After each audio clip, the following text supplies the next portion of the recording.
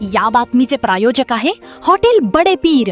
आमचा पत्ता विजापूर वेस व दुसरी शाखा मुस्लिम पाच्छापेठ सोलापूर।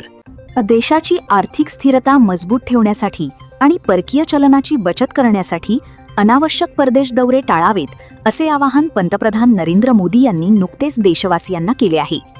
या पार्श्वभूमीवर सोलापूर महापालिकेचे आयुक्त डॉक्टर सचिन ओंबासी आणि स्थायी समितीच्या सभापती रंजिता चाकोते यांचा आगामी डेन्मार्क दौरा चर्चेचा विषय ठरत आहे।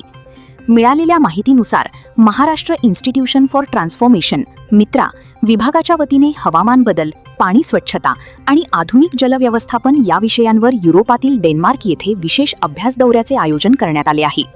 हा दौरा 17 मे पासून सुरू होणार असून त्यामध्ये विविध महापालिका आणि प्रशासकीय अधिकाऱ्यांचा सहभाग असणार आहे।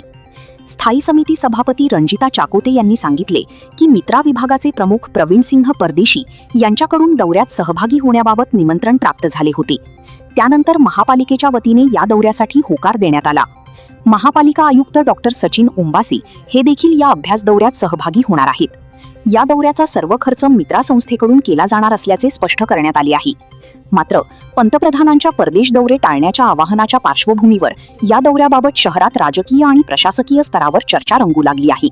दरम्यान या अभ्यास दौऱ्यातून सोलापूर शहरासाठी आधुनिक जलव्यवस्थापन, सांडपाणी प्रक्रिया आणि हवामान बदलाशी संबंधित उपाययोजनांचा अभ्यास करून भविष्यात शहर विकासासाठी त्याचा उपयोग होणार असल्याचा दावा प्रशासनाकडून करण्यात येत आहे।